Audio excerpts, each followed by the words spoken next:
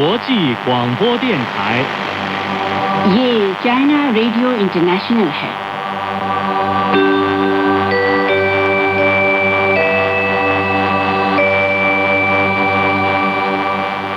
यह China radio international है।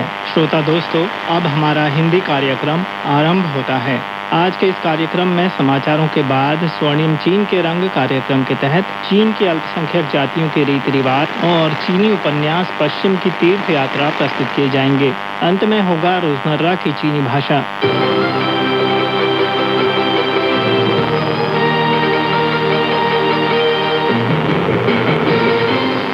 लीजिए सुनिए आज के मुख्य समाचार।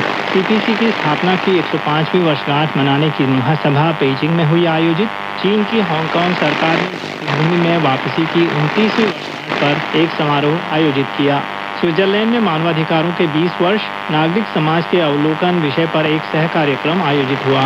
अब आप अनिल पांडे से आज के पूरे समाचार सुनिए। 1 जुलाई की सुबह चीनी कम्युनिस्ट पार्टी की स्थापना की 105वीं वर्षगांठ मनाने की महासभा बीजिंग जनविरहत भवन में भव्य रूप से आयोजित की गई। सीपीसी केंद्रीय कमेटी के महासचिव, राष्ट्रपति और केंद्रीय सैन्य आयोग के अध्यक्ष शी जिनपिंग ने पार्टी के सर्वोच्च सम्मान जुलाई 1 पदक प्राप्त विजेताओं को पदक प्रदान किए। राष्ट्रीय सर्वश्रेष्ठ पार्टी सदस्यों और पार्टी कार्यकर्ताओं व प्रगतिशील बुनियादी स्तर के पार्टी संगठनों को भी इस महासभा में सम्मानित किया गया। इस महासभा में शी जिनपिंग ने एक महत्वपूर्ण भाषण भी दिया। शी जिनपिंग ने सीपीसी के सभी सदस्यों को इस अवसर पर बधाई दी। उन्होंने यह भी कहा कि जनता इतिहास रचयिता और सच्ची वीर है। उन्होंने सीपीसी केंद्रीय कमेटी की ओर से विभिन्न मोर्चों और जगतों में कार्यरत लोगों को नमन किया। हांगकांग विशेष प्रशासनिक क्षेत्र और मकाओ विशेष प्रशासनिक क्षेत्र के देशबंधुओं, ताइवान के देशबंधुओं और विदेश में रहने वाले प्रवासी चीनियों का हार्दिक अभिवादन किया। उन्होंने चीनी जनता के साथ मैत्रीपूर्ण अस्तित्व में रहने और चीनी क्रांति निर्माण और सुधार कार्य का समर्थन करने वाले विभिन्न देशों की जनता और दोस्तों को तहे दिल से धन्यवाद दिया। शी जिनपिंग ने कहा कि 105 वर्षों से चीनी कम्युनिस्ट पार्टी चीनी जनता के लिए सुख और चीनी राष्ट्र के पुनरुत्थान की अपनी मूल आकांक्षा और मिशन के प्रति लगातार प्रतिबद्ध रही है।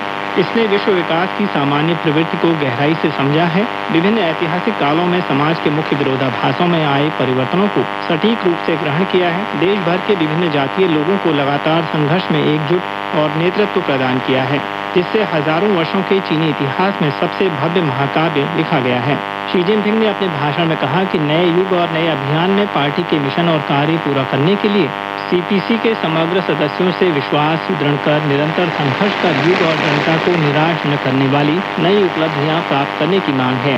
शी ने कहा कि हमें पार्टी की बुनियादी नीतियों पर कायम रहना और जनता पर निर्भर रहकर महान ऐतिहासिक कार्य पूरा करना है।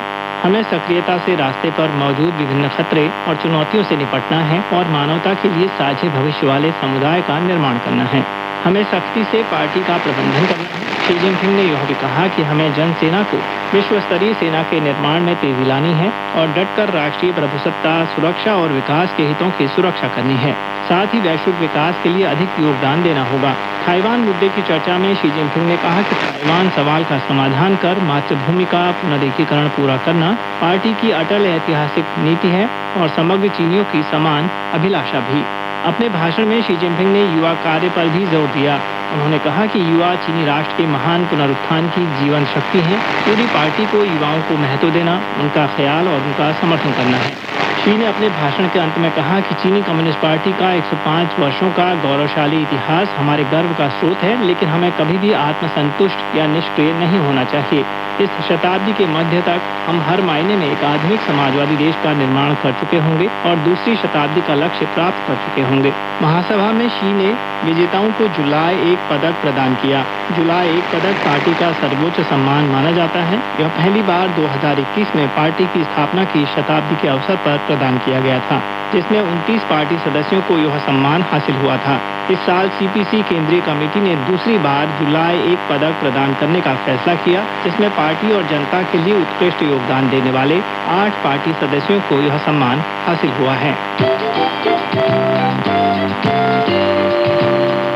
उधर 1 जुलाई की सुबह चीन के हांगकांग विशेष प्रशासनिक क्षेत्र की सरकार ने हांगकांग की मातृभूमि में वापसी की 29वीं वर्षगांठ मनाने के लिए हांगकांग कन्वेंशन और प्रदर्शनी केंद्र में एक भव्य समारोह आयोजित किया। इस समारोह में अपने भाषण में हांगकांग के प्रमुख प्रशासक जॉन ली ने कहा कि देश की समृद्धि ही हांगकांग का सबसे मजबूत आधार है। एक देश दो व्यवस्थाओं के अनूठे लाभों के साथ पूर्व का मोती कहे जाने वाला हांगकांग निश्चित तौर पर राष्ट्रीय विकास से लाभ उठाकर आगे बढ़ेगा और एक और भी उज्जवल भविष्य का निर्माण करेगा। हांगकांग के समाज के हर वर्ग के लोगों ने कहा कि समाज के सभी क्षेत्रों के संयुक्त प्रयासों से हांगकांग का भविष्य निश्चित ही और बेहतर होगा। उधर इस साल मार्च में आयोजित 14वीं राष्ट्रीय जनप्रतिनिधि सभा यानी एनपीसी के चौथे सत्र में पारित चीन लोक गणराज्य जातीय एकता और प्रगति संवर्धन कानून आज यानी 1 जुलाई से औपचारिक तौर पर लागू हो गया है। चीन लोक गणराज्य जातीय एकता और प्रगति संवर्धन कानून में कुल 65 धाराएं हैं, जिनमें प्रस्तावना, सामान्य प्रावधान, साझा आध्यात्मिक घर का निर्माण, आदान प्रदान और एकीकरण को बढ़ावा, साझा समृद्धि और विकास को आगे बढ़ाना, गारंटी और पर्यवेक्षण, कानूनी जिम्मेदारी और अनुपूरक प्रावधान शामिल हैं। यह नए युग में राष्ट्रीय एकता और प्रगति के कार्य के लिए मार्गदर्शक विचारधारा, बुनियादी सिद्धांतों, मुख्य कार्यों, गारंटी उपायों और कानूनी जिम्मेदारियों को व्यवस्थित निर्धारित करता है। विशेषज्ञों के मुताबिक चीन लोक गणराज्य जातीय एकता और प्रगति संवर्धन कानून 18वीं कम्युनिस्ट पार्टी कांग्रेस के बाद से एकमात्र नवनिर्मित कानून है जिसमें अलग से प्रस्तावना शामिल है और यह एक मौलिक कानून है जिसका एक अलग स्थान है। उधर स्विट्जरलैंड के जिनेवा में संयुक्त राष्ट्र मानवाधिकार परिषद के 62वें सत्र के दौरान चीन मानवाधिकार विकास फाउंडेशन ने 29 जून को मानवाधिकारों के 20 वर्ष नागरिक समाज के अवलोकन विषय पर एक सह कार्यक्रम का आयोजन किया। इस कार्यक्रम में चीनी और विदेशी प्रतिभागियों ने संयुक्त राष्ट्र मानवाधिकार परिषद की 20वीं वर्षगांठ और मानवाधिकारों की प्राप्ति के लिए चीन के दृष्टिकोण जैसे विषयों पर गहन विचार विमर्श किया। चीनी सामाजिक विज्ञान अकादमी के मनुष्य जाति का विज्ञान और मानव विज्ञान संस्थान में विश्व जातीय अध्ययन विभाग के शोधकर्ता और निदेशक चो छाओशिंग ने कहा कि चीन का व्यवहार विशेष तौर पर विकासशील देशों के लिए एक विश्वसनीय मार्गदर्शक है और एक ऐसा मार्ग जो कि जीवन यापन, विकास और अन्य अधिकारों को एकीकृत करता है। मानवाधिकार और सामाजिक विकास के लिए अंतर्राष्ट्रीय संगठन में मानवाधिकार और भू राजनीति सलाहकार डेविड लोपेज ने अपने भाषण में चीन की वैश्विक शासन संबंधी पहलों का स्वागत और समर्थन किया। उनका मानना है कि ये पहल संप्रभु समानता, अंतर्राष्ट्रीय कानून, वास्तविक बहुपक्षवाद, संयुक्त राष्ट्र की भूमिका, जन केंद्रितता और विकास के अधिकार जैसे मूलभूत सिद्धांतों को सर्वोपरि रखती है। उधर चीन अंतर्राष्ट्रीय विकास सहयोग एजेंसी यानी सीडीसी की प्रवक्ता थांग यिंग ने 30 जून को बताया कि वैश्विक विकास परियोजना डेटाबेस ने 1800 से अधिक परियोजनाएं शुरू की हैं जो वैश्विक विकास पहल और संयुक्त राष्ट्र के सतत विकास लक्ष्यों के 8 प्रमुख सहयोग क्षेत्रों को व्यापक तौर पर कवर करती है। उसी दिन सीडीसी की त्रैमासिक प्रेस कॉन्फ्रेंस में थांग यिंग ने वैश्विक विकास परियोजना डेटाबेस के विकास की प्रासंगिक प्रगति की जानकारी दी। जून 2022 में चीन ने वैश्विक विकास पहल को लागू करने के लिए 32 व्यावहारिक उपायों का ऐलान किया था। थांग यिंग ने बताया कि पिछले 4 वर्षों में सैकड़ों भागीदारों ने वैश्विक विकास परियोजना डेटाबेस के निर्माण में सक्रिय तौर पर भाग लिया है और 1800 से अधिक परियोजनाएं शुरू की गई हैं जो वैश्विक विकास पहल और संयुक्त राष्ट्र के सतत विकास लक्ष्यों के 8 प्रमुख सहयोग क्षेत्रों को व्यापक तौर पर कवर करती है। थांग यिंग ने स्पष्ट किया कि वैश्विक विकास परियोजना डेटाबेस स्वैच्छिक भागीदारी, बहुपक्षीय सह निर्माण, नवीन पद्धतियों और खुलेपन और पारदर्शिता के सिद्धांतों पर कायम रहती है। यह एक इंक्यूबेशन प्लेटफॉर्म के माध्यम से परियोजना कार्यान्वयन का समर्थन करता है जो नीति, वित्त पोषण, सामग्री और प्रौद्योगिकी जैसे संसाधनों का आवंटन करता है और एक आउटकम प्लेटफॉर्म के माध्यम से जो परियोजना परिणामों को प्रदर्शित करने के लिए सूचना और प्रचार सेवाएं प्रदान करता है। वर्तमान में डेटाबेस में परियोजनाओं के पूर्ण चक्र प्रबंधन को बढ़ावा देने के लिए एक परियोजना डेटाबेस सूचना प्रबंधन प्रणाली विकसित और शुरू की गई है। अंत में मुख्य समाचार एक बार फिर सुनिए। सीपीसी की स्थापना की 105वीं वर्षगांठ मनाने की महासभा पेइचिंग में आयोजित। चीन की हांगकांग सरकार ने मातृभूमि में वापसी की 29वीं वर्षगांठ पर एक समारोह आयोजित किया और स्विट्जरलैंड में मानवाधिकारों के 20 वर्ष नागरिक समाज के अवलोकन विषय पर एक कार्यक्रम हुआ आयोजित। इसी के साथ आज का समाचार बुलेटिन यहीं संपन्न होता है।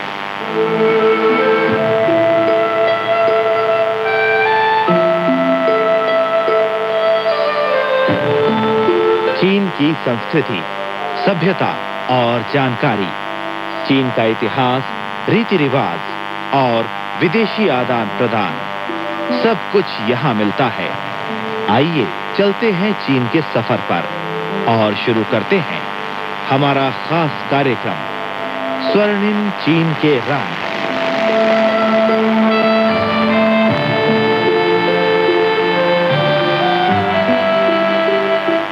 नमस्कार श्रोता मित्रों, मैं पंकज श्रीवास्तव सामने एक बार फिर हाजिर हूँ। इन दिनों हम आपको चीन की अल्पसंख्यक जातियों के रीति रिवाजों के बारे में जानकारी दे रहे हैं। आज हम आपके सामने एक नई कड़ी लेकर आए हैं जिसका शीर्षक है छांगपाई की तलहटी में कोरियाई जाति।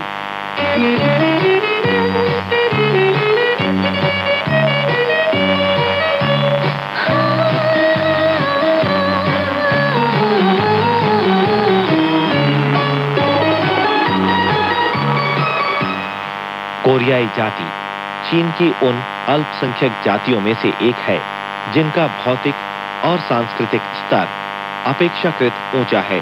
इस जाति के लोग मुख्यतः उत्तर पूर्व चीन के 3 प्रांतों में रहते हैं। इस जाति की 60% जनसंख्या चिलिन प्रांत में बसी हुई है। छांगपाई पर्वत श्रृंखला की तलहटी में थूमन नदी के किनारे स्थित येनपियन कोरियाई स्वायत्त प्रीफेक्चर में ये जाति सघन रूप में बसी हुई है। चीन की कोरियाई जाति 18वीं शताब्दी के मध्य में कोरिया प्रायद्वीप से चीन में आकर बसी। इस जाति की अपनी भाषा और लिपि है और इनका शैक्षिक स्तर ऊंचा है। प्राथमिक विद्यालय से लेकर विश्वविद्यालय तक पठन पाठन कार्य कोरियाई भाषा में होता है। कोरियाई जनता नृत्य गीत के लिए पूरे चीन में मशहूर है। वो खेलकूद की भी प्रेमी है और उसके खेलकूद की अपनी अनोखी विशेषता है। इस जाति के लोग सफाई और शिष्टाचार पर बहुत ध्यान देते हैं। वे बूढ़ों का आदर और बच्चों को बहुत प्यार करते हैं। उनकी इन खूबियों की प्रशंसा विभिन्न जातियों की जनता करती है। येनपियन कोरियाई स्वायत्त प्रीफेक्चर चिलिन प्रांत के दक्षिण पूर्व में स्थित है। पर्वत श्रृंखला और गहरी घाटियों के बीच स्थित इस इलाके को छांगपाई पर्वत श्रृंखला के टीले क्षेत्र का एक भाग माना जाता है। छांगपाई पर्वत श्रृंखला की मुख्य चोटी पायथाओ पर्वत उत्तर पूर्व चीन की सबसे ऊंची चोटी है। समुद्र की सतह से उसकी ऊंचाई 2744 मीटर है। चोटी पर हरे जेड की तरह फैली थिएनछी झील चीन का मशहूर रमणीक स्थान है। इस झील के उत्तर में एक दरार है जहां से एक जलप्रपात नीचे गिरता है।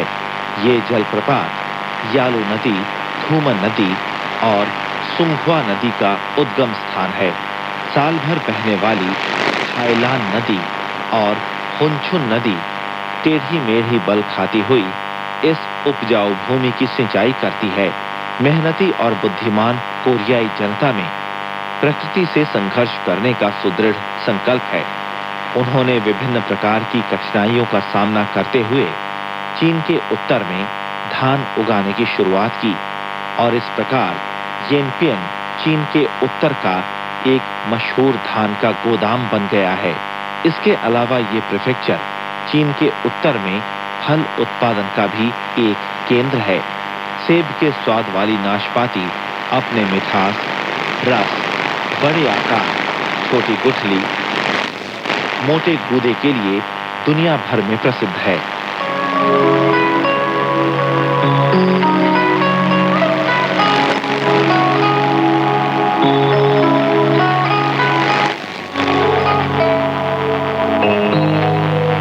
अब आप सुन रहे हैं स्वर्णिम चीन के रंग कार्यक्रम में चीन की अल्पसंख्यक जातियों के रीति रिवाजों के तहत छांगपाई की तलहटी में कोरियाई जाति।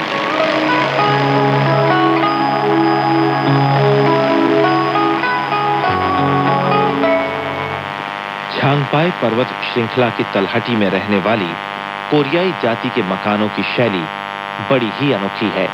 मकान में ईंटों और पत्थर की पतली पट्टियों से बनी खांग यानी खाट में आग जलाई जाती है। आमतौर पर एक मकान में 4 कमरे होते हैं। सोने का कमरा, मेहमानों के सत्कार का कमरा, रसोई घर और भंडार। सोने के कमरे में खांग के ऊपर लकड़ी का बिछाया जाता है। तख्ते पर चमकदार पीली वार्निश की जाती है। कमरे की दीवारों पर अंदर और बाहर दोनों तरफ से सफेदी की जाती है, इसलिए ये अत्यंत साफ सुथरा दिखाई देता है। कोरियाई महिलाएं प्रायः रेशमी कपड़े से बनी छोटी कुर्ती और लंबे लहंगे पहनना पसंद करती हैं। कपड़ों का रंग हल्का और आकार प्रकार अनुपम होता है। छोटी कुर्ती का पल्ला बाईं तरफ खुलता है और बांधने के लिए इस पर बटन की जगह कपड़े की पट्टी लगाई जाती है। लहंगे की लंबाई महिलाओं की उम्र के अनुसार तय की जाती है। टखनों तक लंबा लहंगा प्रौढ़ महिलाओं के लिए और घुटनों तक छोटा लहंगा युवतियों के लिए होता है। लहंगे में बहुत सी चुन्नटें होती हैं और हवा के झोंकों से वो तितली की तरह उड़ता है, इसलिए बहुत सुंदर लगता है।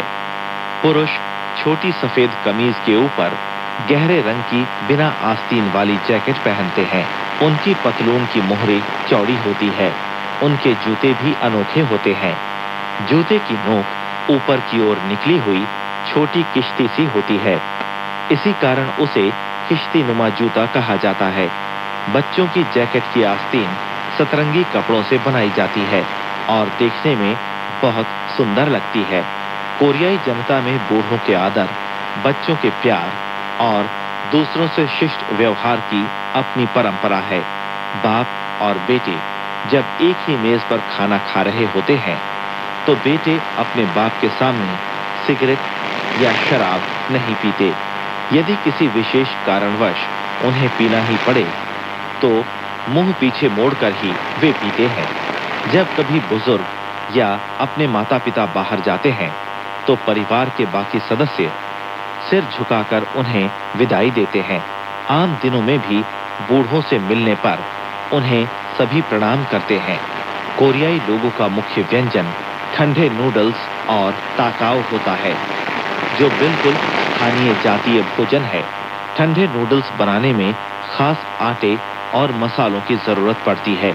नूडल्स अवश्य जई और शकरकंद के आटे से बनाए जाते हैं। मसालों में मुर्गे, सुअर और अन्य पशुओं का मांस, अंडे के लच्छे, मिर्च, तिल का तेल, सेब और सेब के स्वाद वाली नाशपाती शामिल है।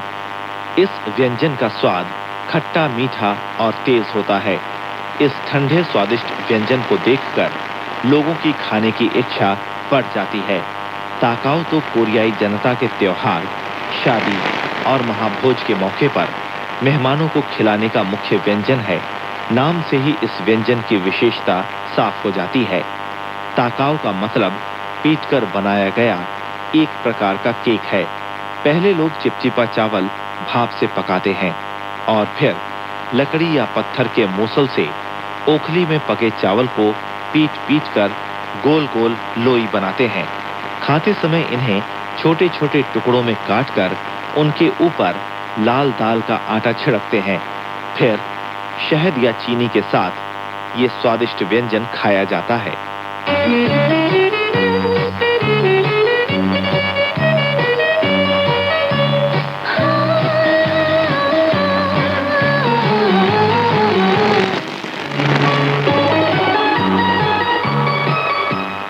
कोरियाई जाति के अधिकांश पुरुष शराब पीना पसंद करते हैं। हर परिवार में चावल की शराब बनाई जा सकती है। मेहमान के सामने वे कटोरे में चावल की शराब भरकर पेश करते हैं। ये शराब थोड़ी मीठी होती है और घूंट भरने में जलन नहीं महसूस होती, पर इसकी तासीर तेज होती है और आसानी से नशा हो जाता है। कोरियाई जाति हर साल चीनी चंद्र पंचांग के प्रथम महीने की 15वीं तारीख की रात को समारोह का आयोजन जरूर करती है। पहले युवक पहाड़ से पेड़ के तने और चीड़ की टहनियों को काटकर ले जाते हैं और फिर कई मीटर ऊंचा एक वांग युएचिया यानी चांद के दर्शन करने का मचान खड़ा करते हैं। जब अंधेरा छा जाता है और चांद उदित होता है तो चुने गए कई बूढ़े एक दूसरे से होड़ करके मचान पर चढ़ते हैं। कहा जाता है कि जो बूढ़ा सबसे पहले चांद देखेगा उसके बेटे और पोते सुखी होंगे और पूरा साल खुशियों से भरा होगा। मचान से बूढ़ों के उतरने के बाद इस मचान में आग लगा दी जाती है और फिर सभी मिलकर नाचने लगते हैं। लंबे ढोल की मधुर लय और कांसे घड़ियालों की धुन के साथ युवक तुंगश्याओ यानी बांसुरी की तरह एक वाद्य यंत्र और सुरना बजाते हैं। आकर्षक लहंगे पहनी युवतियां खुशहाल किसान नामक मनोहर जातीय नृत्य करती हैं। आग की लपट के साथ साथ ढोल घड़ियालों की आवाज ऊंची होती जाती है और सभी के पांव भी अधिकाधिक तेजी से थिरकने लगते हैं। ये नृत्य कार्यक्रम प्रायः गहरी रात तक चलता रहता है। कोरियाई जनता खेलकूद में बहुत रुचि लेती है। बच्चों को बचपन से ठंडे पानी में नहाने की आदत होती है। वे फुटबॉल और स्केटिंग को बहुत पसंद करते हैं। वे बहुत ही मजबूत और स्वस्थ होते हैं। गांवों में शरद की फसल काटने से पहले और धान के पौधे रोपने से पहले खाली मौसम में हर जगह खेल कूद समारोह का आयोजन होता है। कहीं कहीं तो लगातार 5 दिनों तक की प्रतियोगिता आयोजित की जाती है। खेल कूद के मैदानों के चारों ओर मांस का सूप, ताकाओ और चावल की शराब बेचने के स्टोर लगाए जाते हैं। ऐसे मौके पर बड़ी चहल पहल होती है।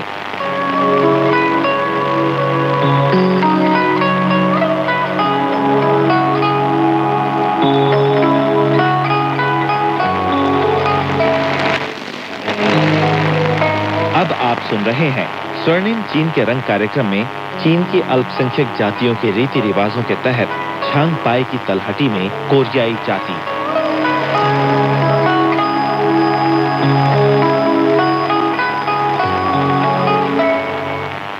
खेलकूद समारोह में न सिर्फ पथ मैदान खेलकूद, फुटबॉल और वॉलीबॉल जैसी सामान्य प्रतियोगिताएं होती हैं, बल्कि झूले पर झूलना, तख्ते पर छलांग लगाना और कुश्ती जैसे जातीय परंपरागत खेलकूद कार्यक्रम भी आयोजित होते हैं।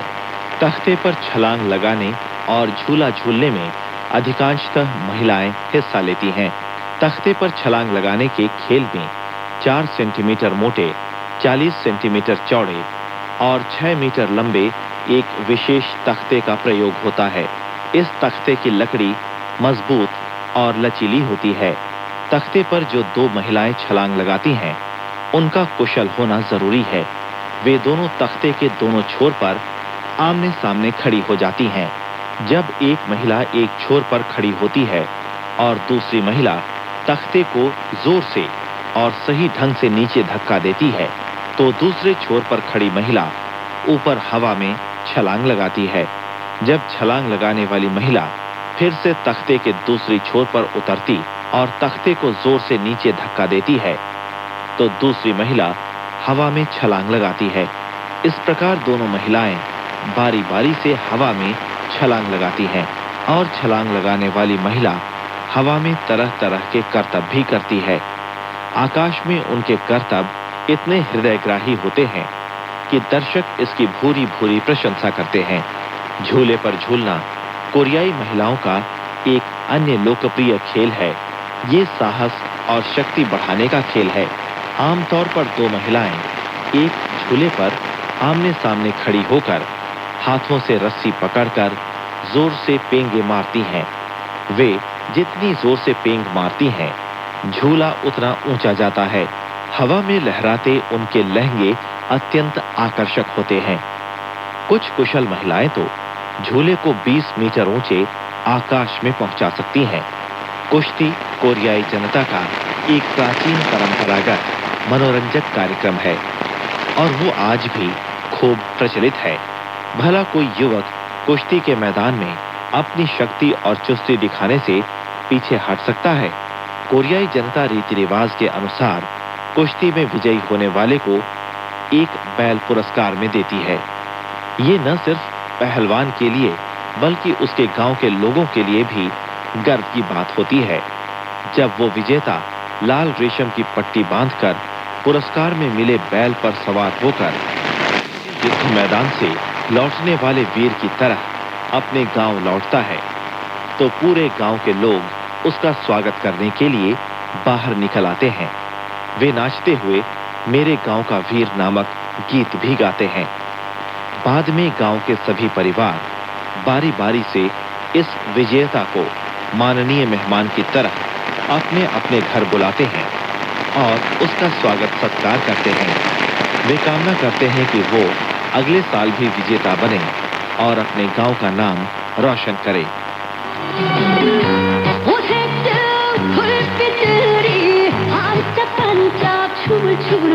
तो श्रोता मित्रों, ये था झांगपाई की तलहटी में कोरियाई जाति।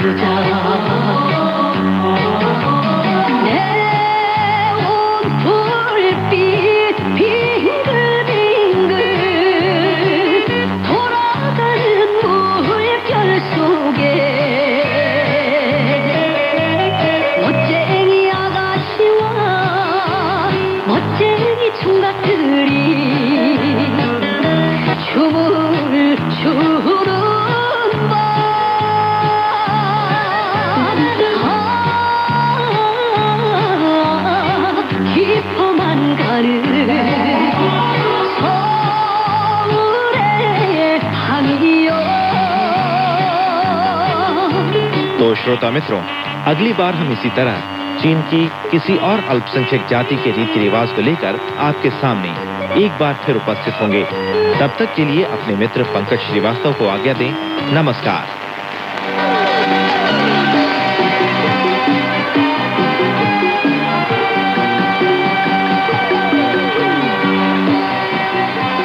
यह चाइना रेडियो इंटरनेशनल है।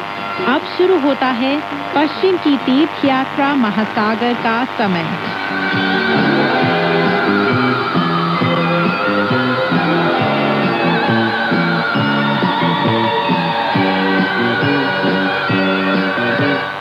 नमस्कार दोस्तों, पश्चिम की तीर्थ यात्रा सुप्रसिद्ध चीनी उपन्यास लेकर हाजिर हूँ मैं मैत्री शर्मा। आज की कहानी इस प्रकार है।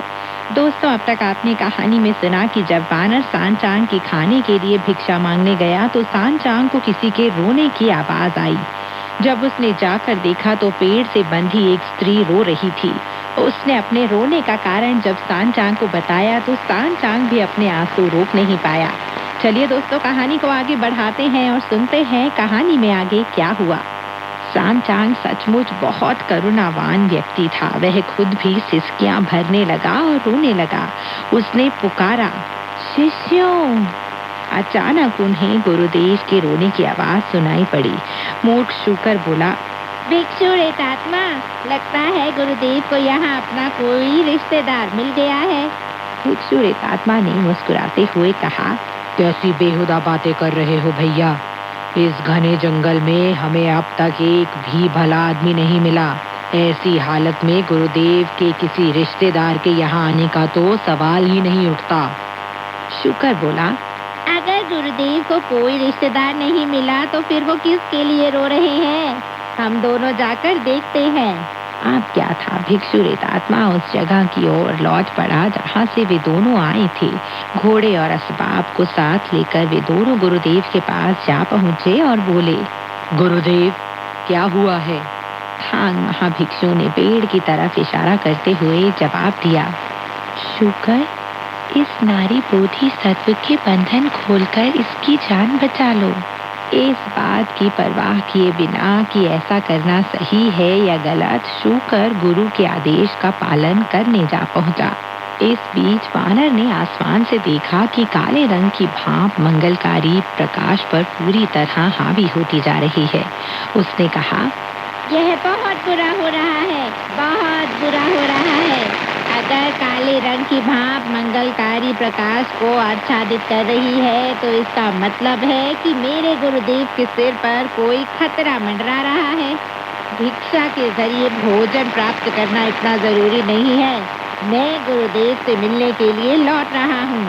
उसने अपने मेघयान को पीछे मोड़ा और वन में उतार लिया। वहां उसने देखा कि शुकर जोर जोर से रस्सी खोलने में जुटा हुआ है। पास जाकर वानर ने उसका कान पकड़ा और जमीन पर पटक दिया। मूर्ख शुकर ने वानर की तरफ देखकर विरोध के सुर में कहा और हाथ पैर मार कर उठ खड़ा हुआ और बोला, इसे बंधन मुक्त करने का आदेश मुझे गुरुदेव से मिला है। तुमने मुझे इस तरह जमीन पर क्यों पटक दिया? तुम हमेशा अपनी ही चलाते हो। वानर ने मुस्कुराते हुए कहा, ठहरो भाई ठहरो, इसकी रस्सी मत खोलो। यह एक प्रेत आत्मा है जो हमें अपने माया जाल में फंसा रही है। अब क्या था, वानर की ये बात सुनकर सांचांग ने चिल्लाकर कहा, अरे ओ पाजी वानर, तुम फिर एक बार फिजूल की बकवास कर रहे हो। भला यह युक्ति एक प्रेतात्मा कैसे हो सकती है? वानर ने जवाब दिया, कुछ बातें ऐसी होती हैं जिन्हें आप नहीं जानते गुरुदेव। पिछली बार जब कभी मुझे मनुष्य का गोश्त खाने की इच्छा होती थी तो मैं भी ऐसे ही चालबाजियों से काम लेता था। आप यह नहीं जान सकते कि वह कौन है। सांचांग बोला, बस भी करो, हद से ज्यादा गुजरना ठीक नहीं। पाछे तुम्हारा बड़ा भाई चीज को सही रूप से देखने समझने में कुशल है। उसकी बात का बुरा नहीं मानना चाहिए। चलो हम अपनी राह पर आगे चलें। वानर ने खुश होकर कहा, बहुत अच्छा गुरुदेव, आपकी किस्मत बहुत अच्छी है। अब आप सवार हो जाइए अपने घोड़े पर। चीड़ भर से बाहर निकलते ही हमें एक घर मिलेगा जहाँ से आपके भोजन के लिए भिक्षा मिल सकेगी। दैत्यांगना को उसी हालत में छोड़कर चारों तीर्थयात्री आगे बढ़ गए। पेड़ से बंधी रहने पर वह दैत्यांगना किस तरह गुस्से में भरकर दांत पीसने लगी, इसे बताना तो बहुत ही मुश्किल है। वह मन ही मन सोचने लगी, मैं सोनोखुन की तिलिस्मी शक्तियों के बारे में बरसों से सुनती आई हूँ। आज उसे देखने के बाद मुझे यकीन हो गया है कि उसकी ख्याति की बुनियाद कितनी पुख्ता है।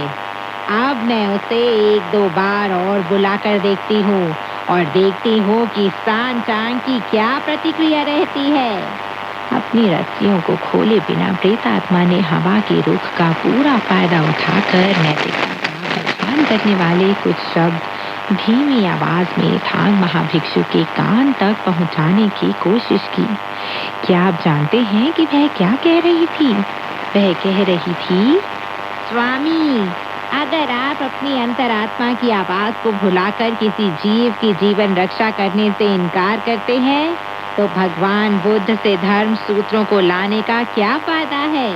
अब क्या था, जब थांग महाभिक्षु ने उसकी पुकार सुनी तो उसने घोड़े की लगाम खींच ली और बोला, मुकुंद, जाओ उस युवती को बचा लो। वानर ने जवाब दिया, आप अपने मार्ग पर आगे बढ़ चुके हैं गुरुदेव। आपके मन में अब भी उसके प्रति फिर से सहानुभूति क्यों जाग रही है? थांग महाभिक्षु बोला, वह फिर से चिल्ला रही है। क्या तुमने कुछ सुना शुकर? शुकर ने जवाब दिया, मेरे तो बड़े बड़े दोनों कान ढके हुए हैं, इसलिए मैं तो कुछ नहीं सुन पाया। क्या तुमने कुछ सुना भिक्षु रेतात्मा? मैं बहंगी उठाए सामने आगे आगे चल रहा था। मेरा ध्यान उस तरफ था, मैंने कुछ नहीं सुना। वानर बोला, और न मैंने ही कुछ सुना। उसने क्या कहा था गुरुदेव? उसकी बात केवल आपने सुनी है। थांग महाभिक्षु ने कहा, यह बिल्कुल ठीक है, मैंने ही उसकी बात सुनी है।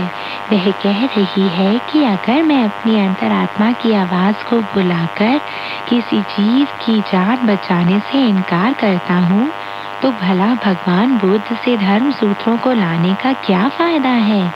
किसी इंसान की जान बचाना 7 मंजिल ऊंचा स्तूप बनाने से कहीं ज्यादा बेहतर है। इस स्त्री की जान को बचाना भगवान बुद्ध की पूजा करने और धर्म सूत्रों को लाने से कहीं ज्यादा बेहतर है। सांचांग की बात सुनकर वानर ने जवाब दिया, गुरुदेव, अगर आप अब भी उस पर परोपकार करना चाहते हैं तो कर लीजिए। जरा सोचिए तो, पूरब से प्रस्थान करने के बाद पश्चिम की यात्रा के दौरान आपने जो पर्वत पार किए हैं उनमें आपका न जाने कितने दैत्यों से सामना है। वे अक्सर आपको अपनी गुफाओं में उठा ले गए हैं और आपको छुड़ाने के लिए मुझे ही उनसे लड़ना पड़ा है। अपने इस लौहदंड से मैं 10,000 दैत्यों का खात्मा कर चुका हूँ। फिर आप आज इस दैत्यांगना को मारने क्यों नहीं दे रहे हैं? उसे बचाने के लिए इतना परेशान क्यों हो रहे हैं? गुरुदेव, अगर आपको यही करना है तो कर लीजिए। मैं इसकी जिम्मेदारी अपने सिर नहीं ले सकता। आप उसे बचाने की जिद कर रहे हैं। मैं आपको ज्यादा आग्रहपूर्वक मना नहीं कर सकता। जब भी मैंने ऐसा करने की जरा सी भी कोशिश की है, आपका पारा फिर से चढ़ गया है। जाइए, अगर आप ऐसा ही चाहते हैं तो उसे छुड़ा लाइए। अब क्या था, वानर की इतनी सारी खरी खोटी बातें सुनकर सांचांग ने उसे फटकार लगाई और कहा, अपनी बकबक मत करो वानर, तुम यहीं बैठो, मैं और पाचे उसे छुड़ा लाते हैं। थांग महाभिक्षु जंगल में दैत्यांगना के पास पहुंचा और उसने शूकर को आदेश दिया कि उसके ऊपर के आधे शरीर को बांधने वाली रस्सियां खोल दे और अपने पांचे से खोदकर उसके नीचे के आधे शरीर को जमीन से बाहर निकाल ले। दैत्यांगना ने मुक्त होकर पांव जमीन पर पटकते हुए अपना लहंगा कस कर बांध लिया और थांग महाभिक्षु के साथ खुशी खुशी चीड़वन से बाहर आ गई। जब वह वानर से मिली तो वानर केवल मुस्कुरा दिया। थांग महाभिक्षु ने गुस्से में कहा, अरे ओ कमबख्त वानर, तुम किस पर हंस रही हो? वानर ने जवाब दिया, गुरुदेव, मैं तो होता है बुलंद जब सितारा भाग्य का आपके, मुलाकात होती तब अच्छे मित्रों से, लगता है डूबने जब सितारा भाग्य का आपके, मुलाकात होती तब किसी रूपसी से।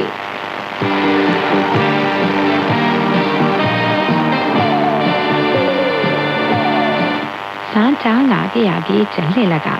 भिक्षु रेतात्मा ने सामान उठा लिया। शूकर सवार रहित घोड़े को आगे ले जाने लगा और वानर अपना लौहदंड लिए युवती के साथ आगे बढ़ गया। 8-10 कोस का फासला पार करने के बाद शाम होने लगी और एक ऊंची सी इमारत दिखाई दी।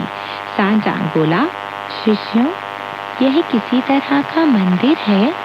हम यहाँ रात बिताने के बारे में पूछताछ करेंगे और कल तड़के ही यहाँ से निकल पड़ेंगे। वानर बोला, आप ठीक कह रहे हैं गुरुदेव, चलो आगे चले। जल्दी ही वे लोग फाटक के नजदीक पहुँच गए। सांचांग ने उनसे कहा, तुम लोग यहीं खड़े रहो, मैं पहले अंदर जाकर पूछता हूँ कि हम यहाँ रात बिता भी सकते हैं या नहीं। अगर यह सही जगह मालूम हुई तो मैं किसी को भेजकर तुम्हें बुलवा लूंगा। अब क्या था, सब एक चिनार की छाया में खड़े हो गए। वानर अपना लौहदंड उठाकर युवती पर नजर रखे हुए था। श्रद्धेय धर्माध्यक्ष आगे बढ़ा तो उसने देखा फाटक टूटी फूटी हालत में था। सांचांग हिम्मत बटोर कर अंदर के दरवाजों से अंदर गया। वहां उसने देखा कि घंटा, नगाड़ा, मीनार सब ढह चुकी है। केवल एक कांसे का घंटा जमीन पर पड़ा था, जिसका ऊपरी आधा भाग सफेद रंग का था और निचला आधा भाग नीले रंग का। बरसों तक इसी हालत में पड़े रहने की वजह से घंटे के ऊपरी आधी भाग का रंग वर्षा के पानी से उड़ चुका था, जबकि निचले आधे भाग का रंग भी धरती से उठने वाली भाप की वजह से हरा हो गया था। श्रद्धेय धर्माध्यक्ष की दर्द भरी आवाज ने मठ में मौजूद एक व्यक्ति का ध्यान अपनी ओर खींचा। वह एक सेवादार था जो मठ में धूप दीप जलाने का काम करता था। महाभिक्षु की आवाज सुनने के बाद उसने खड़े होकर एक टूटी ईंट जोर से घंटे पर दे मारी। उसकी आवाज से महाभिक्षु इतना ज्यादा डर गया कि वह लड़खड़ा कर गिर पड़ा। फिर हाथों व घुटनों के सहारे उसने उठकर आगे बढ़ने लगा तो एक पेड़ की जड़ से टकराकर ऊंधे मुंह फिर से गिर पड़ा। सेवादार ने सांचांग के पास आकर उसे सहारा देते हुए कहा, कृपया परमादरणीय महोदय उठिए, यह घंटा प्रेत नहीं है, इसे मैंने बजाया है। सांचांग ने सिर उठाकर उस व्यक्ति को ध्यान से देखा। उसके काले रंग और बदसूरत चेहरे को देखकर वह बोला, मैं सोचता हूँ तुम कोई राक्षस या अन्य दुष्ट प्राणी हो। मैं कोई साधारण व्यक्ति नहीं। मैं महान थान सम्राट के देश से आया हूँ और मेरे शिष्य ड्रैगन और बाघों को वश में करने की क्षमता रखते हैं। अगर तुम उनसे टकराओगे तो अपनी जान से हाथ धो बैठोगे। सेवादार ने घुटने टेक कर जवाब दिया, करिए मत महोदय, मैं कोई दुष्ट प्राणी नहीं हूँ। मैं इस मठ का सेवादार हूँ और यहाँ धूप दीप जलाता हूँ। जब मैंने आपके श्रेष्ठ वचन सुने तो मैं बाहर आकर आपका स्वागत करना चाहता था, लेकिन मुझे डर था कि द्वार पर कोई राक्षस न आ गया हो। इसलिए जब तक मैंने घंटे पर ईंट का टुकड़ा फेंककर अपना डर दूर नहीं कर लिया, तब तक बाहर निकलने की हिम्मत नहीं की। कृपया उठिए महोदय। यह सुनने के बाद ही सांचांग को तसल्ली हुई और उसने उत्तर दिया, सेवादार भाई, मैं तो इतना डर गया था कि मेरी जान ही निकलने वाली थी। कृपया मुझे अंदर ले चलिए। सेवादार सांचांग को तीसरे दरवाजे से सीधा अंदर ले गया। यह सब देखने के बाद सांचांग को अंदर जाने की हिम्मत न हुई। उसने पूछा, सेवादार भाई, क्या कारण है कि मठ का सामने का हिस्सा इतना टूटा फूटा है और पीछे का हिस्सा इतना आलीशान और साफ सुथरा है? सेवादार मुस्कुराता हुआ बोला, महोदय, इन पर्वतों पर दुष्ट प्राणियों और चोर डाकुओं का बोलबाला है। जब मौसम अच्छा होता है तो वे पर्वतों पर जाकर लूटपाट करते हैं, और जब मौसम अच्छा नहीं होता तो वे इस मठ में आ जाते हैं। वे बुद्ध मूर्तियों को गिराकर उन्हें बैठने के लिए आसन की तरह इस्तेमाल करते हैं और काठ के खंभों को ईंधन बना लेते हैं। यहाँ के भिक्षु उनसे उलझने में बहुत डरते हैं। यही वजह है कि उन्होंने मठ के सामने के हिस्से की इमारतों को इन चोर डाकुओं के लिए खाली कर दिया है और कुछ दानवीरों की मदद से अपने लिए नए मठ का निर्माण कर लिया है। अब यहाँ 2 मठ हो गए हैं, एक पवित्र व्यक्तियों के लिए और दूसरा अपवित्र व्यक्तियों के लिए। पश्चिम में हम इसी तरह अपनी सारी परेशानियों का हल ढूंढ लेते हैं। सांचांग ने सब कुछ सुनने के बाद कहा, अच्छा, तो यह बात है। कुछ आगे बढ़ने पर सांचांग ने देखा दरवाजे के ऊपर लिखा था, सागर रक्षक ध्यान मठ। केवल तभी उन्होंने दरवाजे के अंदर प्रवेश किया जहां एक भिक्षु उनकी ओर आता दिखाई दिया। जब लामा बाहर आया तो सांचांग का रंग रूप देखकर दंग रह गया। सांचांग ऐसा लग रहा था मानो कोई यह देवलोक से धरती पर उतर आया हो।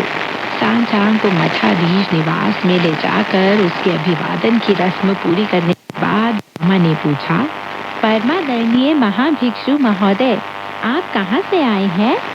सांचांग ने जवाब दिया, मुझे पूरब से राजकुल श्रेष्ठ महान थान सम्राट ने भेजा है।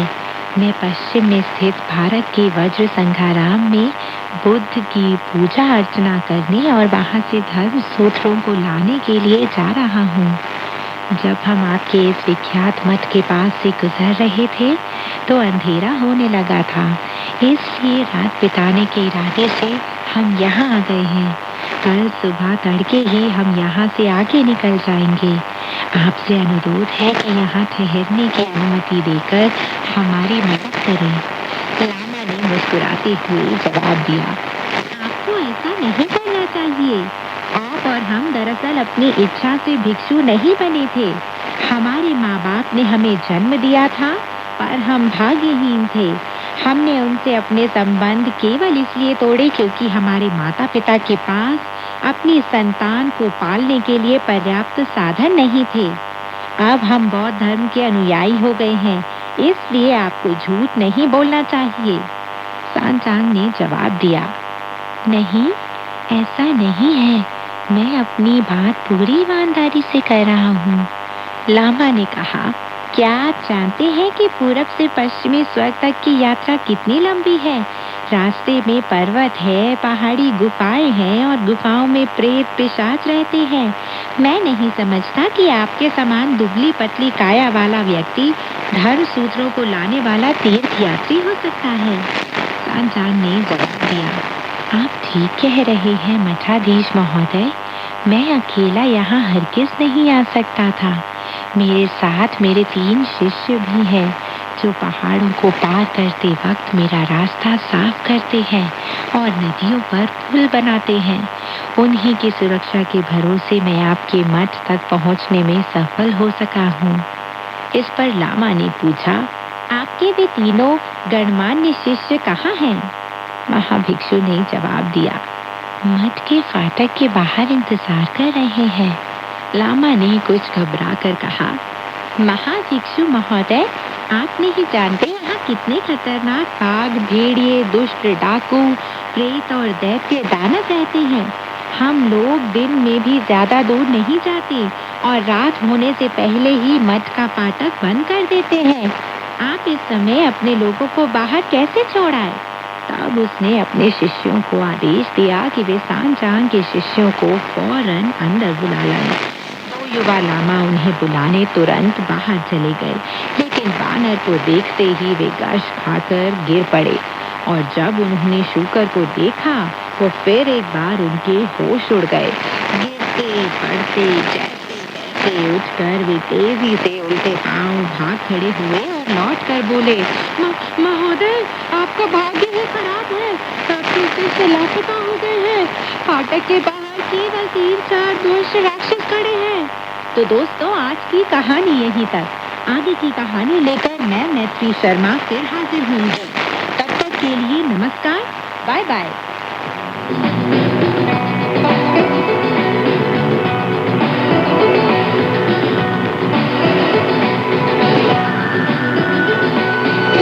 用你的母语学汉语，每日汉语。 मातृभाषा में चीनी सीखें, रोजमर्रा की चीनी भाषा। 用你的母语学汉语，每日汉语。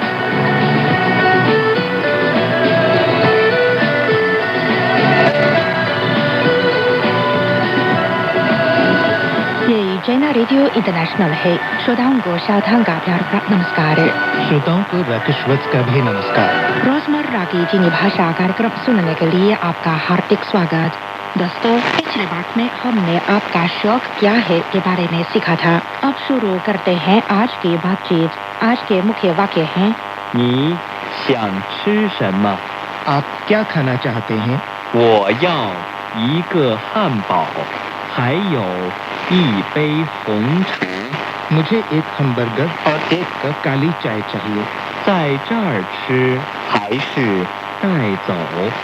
आप यहीं पर खाएंगे या ले जाएंगे? 请问洗手间在哪儿？ माफ कीजिए, शौचालय कहाँ पर है? 请你给我几张餐巾纸。 कृपया मुझे कुछ नैपकिन दीजिए।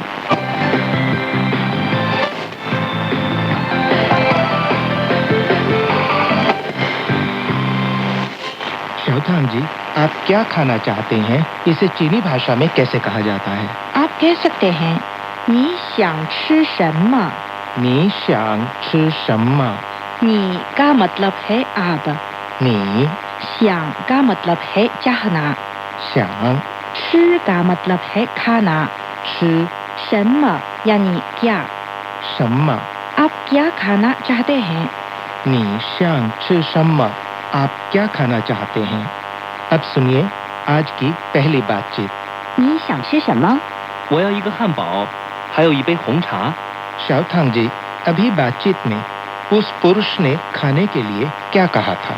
उसने कहा था, 我要一个汉堡，还有一杯红茶। हिंदी में इसका मतलब है, मुझे एक हैमबर्गर और एक कप काली चाय चाहिए। 我要一个汉堡，还有一杯红茶。 ये वाक्य काफी लंबा है, हम इसे खोलकर देखते हैं। 我要 का मतलब है मुझे चाहिए। 我要一个 यानी कि एक, 一个汉堡 हैमबर्गर, 汉堡， मुझे एक हैमबर्गर चाहिए। 我要一个汉堡，我要一个汉堡，还 अभी 还有 चाहिए 有 一杯 एक कप 一杯 红茶咖喱 चाय 红茶， 还有一杯红茶 और एक कप काली चाय 还有一杯红茶。 मुझे एक हैमबर्गर और एक कप काली चाय चाहिए 我要一个汉堡还有一杯红茶我要一个汉堡，还有一杯红茶。 आइए पहली बातचीत एक बार फिर सुने 你想吃什么？我要一个汉堡，还有一杯红茶。 चीन में आजकल फास्ट फूड के बहुत रेस्टोरेंट है कुछ लोग वहीं पर खाना पसंद करते हैं तो कुछ बाहर ले जाकर खाना पसंद करते हैं राकेश जी आप जानते हैं चीनी में इस वाक्य को कैसे कहा जाता है मुझे नहीं मालूम। रेस्टोरेंट में वेटर या वेट्रेस आपसे पूछती है 在这儿吃还是带走在这儿吃还是带走？ 在 का मतलब है मैं पर 在 这儿 यहाँ 这儿吃 खाना 吃还是या 还是带走 ले जाना 带走？在这儿吃还是带走 क्या आप यहीं पर खाएंगे या ले जाएंगे 在这儿吃还是带走？क्या आप यहीं पर खाएंगे या ले जाएंगे? अब आज की दूसरी बातचीत सुने 在这儿吃还是带走？在这儿吃吧。 शावथांग जी, एक और जरूरी वाक्य है, इसे सीखना भी बहुत आवश्यक है। चीनी में माफ कीजिए शौचालय कहाँ पर है कैसे कहेंगे? सचमुच ये वाकई एक जरूरी वाक्य है आप कह सकते हैं 请问洗手间在哪儿请问洗手间在哪儿？请问 माफ कीजिए 请问洗手间 यानी शौचालय 洗手间在哪儿 कहाँ पर है 在哪儿？请问洗手间在哪儿请问洗手间在哪儿？माफ कीजिए शौचालय कहाँ पर है? तो आए अब हम तीसरी बातचीत सुने 请问洗手间在哪？往前走，左拐。 थोड़ी देर में जब मैं खाना खाने जाऊंगा तो ये वाक्य मेरे काम आएगा। मेरा एक और सवाल है शावथांग जी, चीनी में कृपया मुझे कुछ नैपकिन दीजिए कैसे कहेंगे? आप कह सकते हैं 请你给我几张餐巾纸请你给我几张餐巾纸。请 कृपया 请你 आप या तुम 你给我 मुझे दीजिए 给我几 कुछ 几 张यहाँ पर एक निपात शब्द है 张 餐巾纸 napkin 餐巾纸。请你给我几张餐巾纸请你给我几张餐巾纸。कृपया मुझे कुछ नैपकिन दीजिए। अब हम चौथी बातचीत सुने 请你给我几张餐巾纸。好的，您稍等。 आइए अब हम ये सारी बातचीत सुने। बातचीत एक 你想吃什么？我要一个汉堡，还有一杯红茶。 बातचीत दो 在这儿吃还是带走？在这儿吃吧。 बातचीत तीन 请问洗手间在哪？往前走，左拐。 बातचीत चार 请你给我几张餐巾纸。好的，您稍等。 अच्छा ये थी आज की सारी बातचीत आइए वेदों भाई से चीनी संस्कृति के बारे में कुछ जाने पश्चिमी देशों के फास्ट फूड रेस्तरां की तुलना में चीन में फास्ट फूड उद्योग थोड़ी देर में उभरा है। अप्रैल 1987 में अमेरिका के केंटाकी चिकन या KFC फास्ट फूड रेस्तरां ने चीन में अपनी पहली शाखा खोली। आधुनिक फास्ट फूड की विचारधारा तब से चीन में फैलने लगी। यह शायद चीन के खाने पीने की आदतों से संबंधित है। चीनी लोग आमतौर पर रेस्तरां जाकर एक टेबल पर भरपूर सबसे मीट आदि पकवानों का ऑर्डर करते हैं और एक टेबल पर एक साथ बैठकर खाते हैं, बातचीत करते हैं, भोजन का आनंद उठाते हैं। आज के चीन के बड़े व मझौले शहरों में आप जहां तहां केंटाकी चिकन और मैकडोनल्ड फास्ट फूड रेस्तरां देख सकते हैं। इसके साथ ही अनेक चीनी फास्ट फूड रेस्तरां भी देखे जा सकते हैं। इन्होंने आधुनिक तेज रफ्तार वाला जीवन जीने वालों के लिए बहुत से सुविधाएं प्रदान की है। वर्तमान में चीन में फास्ट फूड उद्योग विकास के अपने प्रारंभिक काल में है। अभी वह एक बड़े पैमाने वाला उद्योग नहीं बना है, लेकिन समुद्र तटीय शहरों व भीतरी इलाकों के कुछ बड़े व मछली शहरों में, पर्यटन वाले शहरों व विकसित आर्थिक क्षेत्रों में फास्ट फूड रेस्तरां काम के लिए बाहर जाने वालों, पर्यटकों व वाणिज्य आवाजाही के लिए इधर उधर जाने वाले लोगों व वेतन भोगी वर्गों, छात्रों तथा सैर सपाटा करने वाले लोगों के भोजन की एक अच्छी जगह व एक अनिवार्य मांग बन चुका है। अच्छा दोस्तों, आज का पाठ यहीं तक। अब हमें आज्ञा दें। नमस्कार। नमस्कार।